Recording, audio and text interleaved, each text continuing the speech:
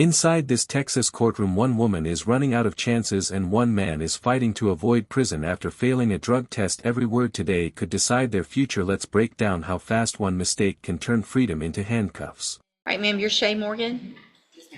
And Ms. Morgan's charged with theft of property and cause number 24 DCCR 2102. Mr. Kurtz? We have an offer for resolution in the case.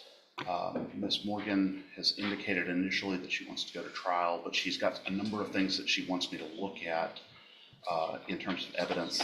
She wants me to present to the state prior to rejecting the very, I think, reasonable offer that the state is making, or the reasonable option that the state is giving us. So here's the thing, Ms. Morgan, I'm going to address you on this. Mr. Gertz has been your attorney for over 6 months now. So if there's information that you think is important, you should have been getting that to him 5 months ago. Right here the judge is drawing a hard line. Last reset means no more delays in court. Time is currency, and Shay Morgan just spent her final extension. Next stop, trial or a deal. So I'm going to reset the case one more time. This is the last reset. So whatever information you need or get to him or think is important, get that to him so he can get it to Ms. Malfino. And at the next court date, if there's a resolution, great. If not, then we'll get it moved to the trial docket. Okay. Thank you, Okay? Judge. All right, you're free to go.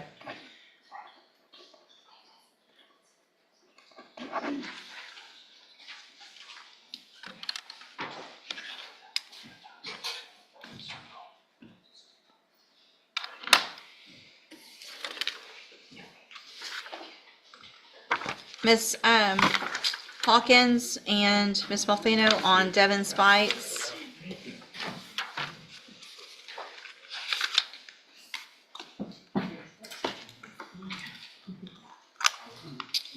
All right, so Mr. Spites tested positive for THC, and so obviously sometime within the last 30 days or so, he's used marijuana, because typically that's how long, which means that he used marijuana after he pled guilty on a felony. He pled to an enhanced second degree. I've got pages of criminal history here. And you would think, Mr. Spites, that based on what Ms. Hawkins is telling me about your family situation and your children, that you would be able to figure this out on your own and stay clean so that you didn't, number one, go to prison. I don't even have to accept this plea agreement. This is brutal honesty. A failed drug test after pleading guilty is like lighting a match in a fireworks factory. Judges see this as disrespect to the court, and it puts probation in serious danger. I mean, you've got 3 prior convictions, a state jail felony from 2019, from 2019, credit debit card abuse from 2021, and then an unlawful possession of a firearm in 22. None of those cases did you receive probation, which is probably why Ms. Malfino made that offer to try to get you on the right track. And Ms. Hawkins did a great job of getting you a probation offer on your case or cases. If I may, Yeah. part of the reasoning behind that offer that Ms. Hawkins and I discussed was that jurisdictional type issue that she addressed with the court, and also the fact that there ended up being no restitution that's owed to any individual. Okay, and I appreciate that argument that Ms. Hawkins made, but it's also important, and I would hope that other judges in other counties would find it just as important, that if you're going to get charged, wherever you're going to get charged, that they take into consideration that just because you didn't steal from someone in our county, you stole from someone in some county, right? And so we got you here, but somebody's a victim, and it's important to me, and hopefully important to every judge in the state of Texas, that we kind of look out for each other in each other's counties. So I get that you were just traveling through, probably lucky that we got you, because who knows what would have happened at that point if you ever would have gotten caught, and that's not fair no matter what county the crime is actually committed in. Does that make sense? Based on everything that is being offered to you and what the pre-sentence talks about with regard to drug usage, the only way I'm going to go forward with this is with some inpatient ISF up front. So it's not necessarily meant to be. Here's the strategy shift. Instead of straight punishment, the judge is ordering ISF inpatient rehab inside a secure facility. It's prison-style treatment, one last chance before the system gives up. a punishment. It will probably feel like it a little bit, but if you're going to be successful in the rest of your life and be there for your children, then you got to figure out how to stay clean and make some better decisions. So that's what's going to happen today. Any reason not to go forward with sentencing at this point? No, Your Honor. No, Your Honor. Just my only concern with that is the other pending cases in Fort Bend and Jason County. I don't know if ISF would take it. What are the court, or do you represent them in Fort Bend? Not And Fort Bend, Judge, no. I have his attorney's information up there. and what about the Harris County, I do represent that him. evading? I do represent him in Harris County.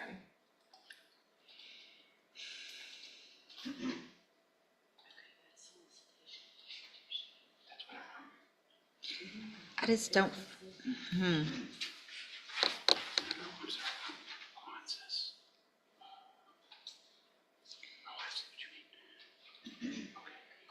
trying to think of logistically, because I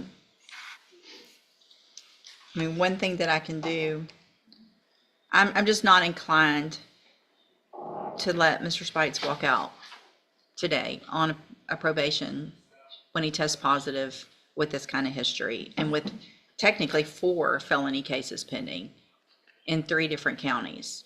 So, I have to ask Judge, my next question was gonna be, is there typically a report date that could be given for ISF when the attorneys No. come in for it? no. And so what I'm going to do is I'm going to order it.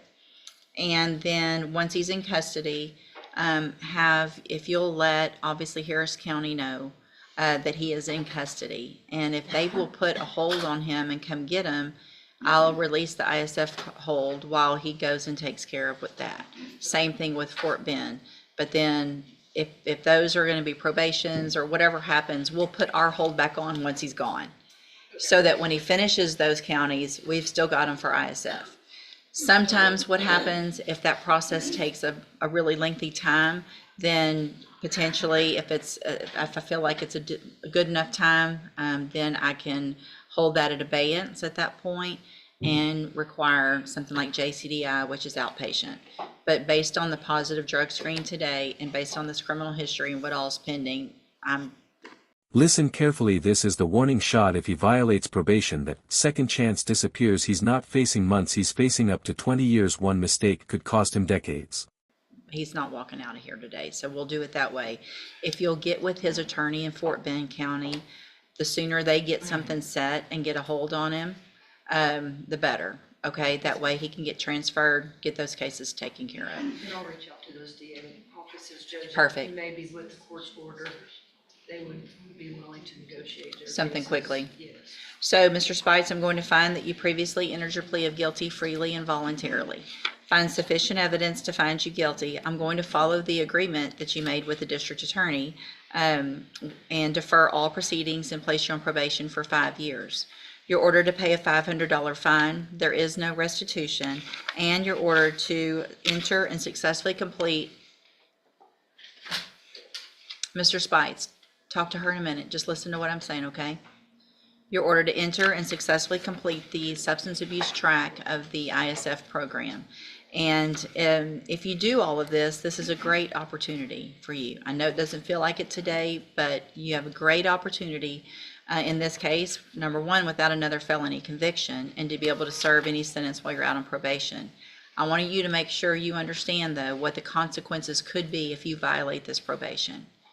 So if you choose to smoke marijuana again, or not show up for an appointments, or whatever it is, then you're looking at not just a sentence of the theft of property, which is the 3rd-degree felony. You pled to an enhancement, which means if you violate, you could be found guilty and sentenced to prison for anywhere between 2 years and up to 20 years.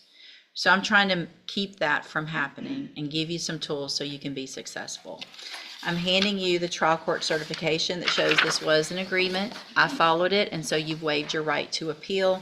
You can go back with the bailiff. Ms. Hawkins can visit with you back there, okay?